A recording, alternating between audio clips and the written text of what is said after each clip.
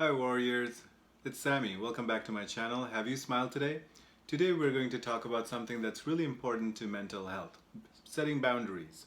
So one of the things that I've learned to do as I recovered from my own anxiety and depression is how to set boundaries with different people. And it really helped me recover.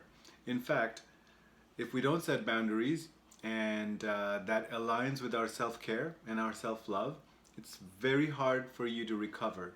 No matter what issues you have, this is something that we learn to do as adults, but we get better at it over time. So let's get into it. Why are boundaries so important for our mental health? The first thing that you have to consider is when you have anxiety or depression, that means you have lots of triggers in your life. And your coping mechanism is only so much at that point. You're probably overwhelmed and you're struggling. If you are, then you have to accept the fact that your coping mechanism is limited right now and there's only so many triggers that you can handle. If that's the case, boundaries is the way that you make sure that you limit some of those triggers coming in.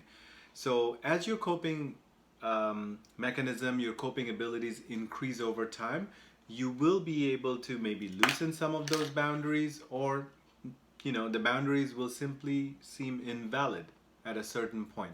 And I really hope that you get there someday. But until then, you have to set boundaries to make sure that people know what you will accept and what you won't accept, what's good for you and what's not good for you, what's your preference and what's not. Once you teach people all these things, it really helps for them to be more empathetic and treat you in a way that's acceptable by you and doesn't trigger you. So, for sure, start setting boundaries with some of those people who trigger you on a regular basis. The other thing creating boundaries or setting boundaries does for you is it empowers you. As you start setting boundaries, you will see your self-confidence increase. Your belief in yourself, it will increase, and you will get this amazing, strong, empowered feeling that you are worthy. That's what it does. It teaches you at the same time that you are worthy, that you have the right to show people, teach people how you want to be treated. And as you keep doing that, it really strengthens your self confidence muscle, and it helps you recover and totally isolate some of those things that were triggering you in the first place. Um, as you teach people how to treat you, it empowers you, it teaches them, and this is where the magic happens. It commands respect from them as well. You see, nobody likes a pushover, right? I'm not saying you are, but nobody respects somebody who's passive, or somebody who doesn't speak their mind, or somebody who doesn't set those guidelines and boundaries for how they want to be treated. So people are not psychic either. In all fairness to them, we have to let them know if something's bothering us or if something's not okay with us. It is on us to let them know so that they have the proper, fair opportunity to respect those boundaries, right? But as you start doing that, it's amazing. You'll see how it commands respect, and people will be like, whoa, okay, she's spoken up and she's standing up for herself, and that's something that people really respect. So you will see a significant difference in how people start treating you. They will treat you with more respect. They will treat you with more empathy as you start setting these boundaries. Next, as they start treating you with more respect, and they they know how to treat you differently now. You're not the same person anymore. So what happens within these interactions? What happens with these same friends, same family members who used to treat you a different way, and suddenly now you're standing up for yourself and you're telling them, no, it's not okay. This is how I want to be treated. This is how I want to be spoken to. This is okay. This is not okay. Please don't do this again. When they hear stuff like that, two things can happen. A, they can be offended, and they can really be taken aback by this new version of you, right? And B, they can be like, wow, this is awesome. You know, this is like a different person altogether, somebody I respect who's standing up for themselves. Now, this is what had happened in my life in reality. When I started setting boundaries, it really, really helped me navigate and understand who's going to respect the boundaries and who's not going to give a shit. And this is the reality of life and moving on. And this is also the reality of recovery. If you're starting to set boundaries and you're teaching people how to treat you, that means you're recovering, you're healing, you're getting better.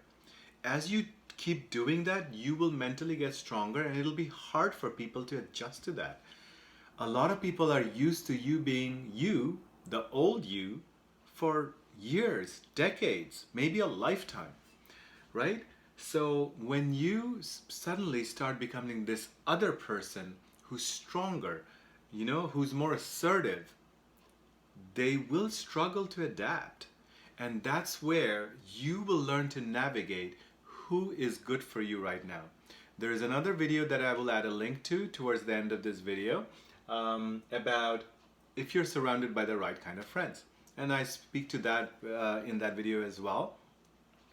But that's what you will find so fascinating, that as you recover and change, suddenly you navigate through your social circle, even your family circle, and you'll find out that not all of them are meant to be with you moving forward. This is the reality of life. This is the reality of recovery, or at least it was for me. That's what I've found.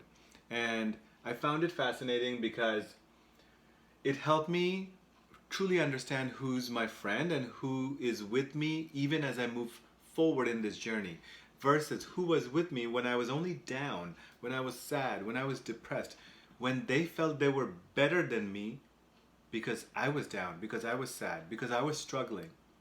So this is a very, very tricky thing in life, and you will realize the difference between those who genuinely want to help you and those who just want access to you. That means they want access to you so that they can feel good about themselves. They can feel better about themselves. They see you struggle, and indirectly that makes them feel like they're on top of their life. Or whether they share or not, it makes them understand or accept some of the things that they're struggling with. Now, I'm all for empathy, but at the same time, that shouldn't be the reason that somebody's friends with you now, should it? And if you're recovering and you're assertive and you're setting boundaries and standards for how you want to be treated, those are not the kind of friends you would like to be surrounded by, now would you?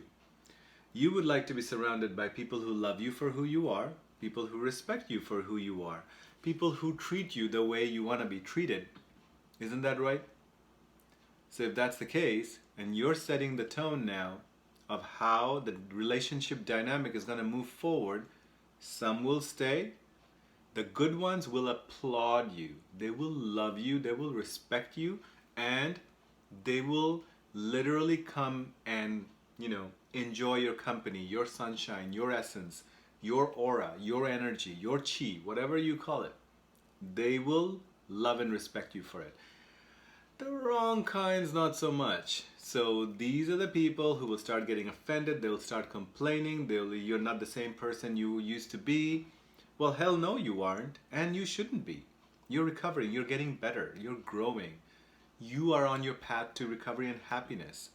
That is your right, right? Nobody else has a say. So if those are the ones complaining, moaning and groaning, or even worse, ghosting you, then you will know what you have to do. Those are not the right people for you moving forward. All right. So, as I said, it is really amazing, really fascinating to see who sticks around after you start setting boundaries. Those are the ones you should stick to. Now, the ones that are actually threatened by this new you gotta let them go. And this is what I spoke about before in other videos as well. you got to understand something, and this won't be easy to hear or even accept. Some of them will be your family members as well, not just friends, not just co-workers, but also your family. You see, one of the things that's constantly um, undermined is how toxic family can be. Now, I say it with a smile on my face because I've been blessed with, good family and bad family members, to be honest. So I've seen toxic people around me and I didn't hesitate. You know, there was a lot of blame, a lot of shame, a lot of scrutiny, a lot of criticism in my life, and I simply moved past them.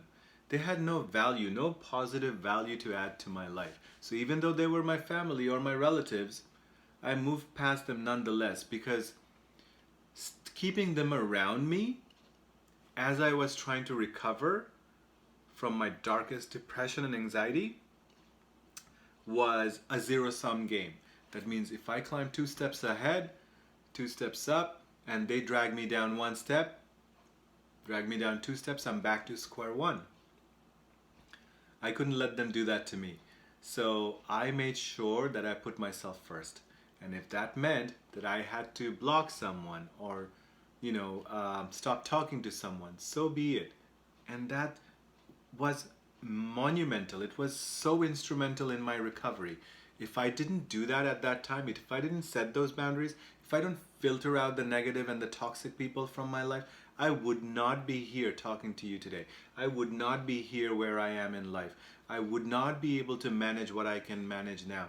I would not be able to tolerate and handle what I can tolerate and handle now. Am I saying I'm all there? No. But I wouldn't be where I am. The progress wouldn't have been there if I still kept those people in my life. Remember, toxic is toxic. It doesn't matter who they are. And unfortunately, family, blood is the best thing, in life. But at the same time, some of it could be toxic. The best family members or friends for that matter are the ones that you set boundaries to and they still stick around and they love you the same and respect you and support you the same. Those are the ones that you should keep around you for the rest of your life. All right, what else did I want to say? One more thing. Even in the future, as you recover, you may still have triggers, right? When you have issues like depression and anxiety, it is all a matter of keeping it manageable. Some days, when the triggers, you face too many triggers, that's a bad day. That's a struggling day. It's an overwhelming day. So you would do yourself justice if you set out a plan, almost strategize. I'm all about the strategy, aren't I? Even with my head. But set out a strategy, start setting these boundaries, and start setting expectations with all these people for how they're going to treat you. And this is what it's going to do for you in the future.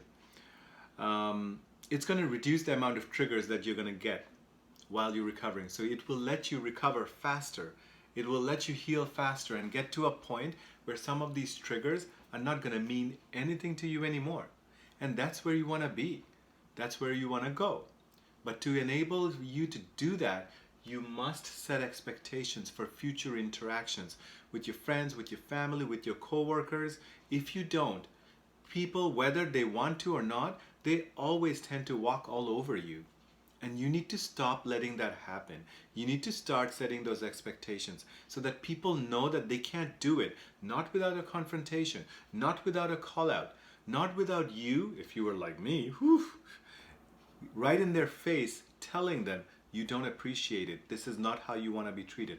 This is okay to do. This is not okay to do. Are they okay with it? Once you start setting these expectations, you will see in the future your triggers will come down. And this will enable you to really focus and mindfully adapt to or cope with those other triggers that you're still struggling with. But when you have all these extra triggers that you have to deal with, whether in terms of the depth and the severity of the trigger itself, or even the quantity, the number of triggers that you're getting, either way, you will always be overwhelmed. And guess what will happen if you're still overwhelmed?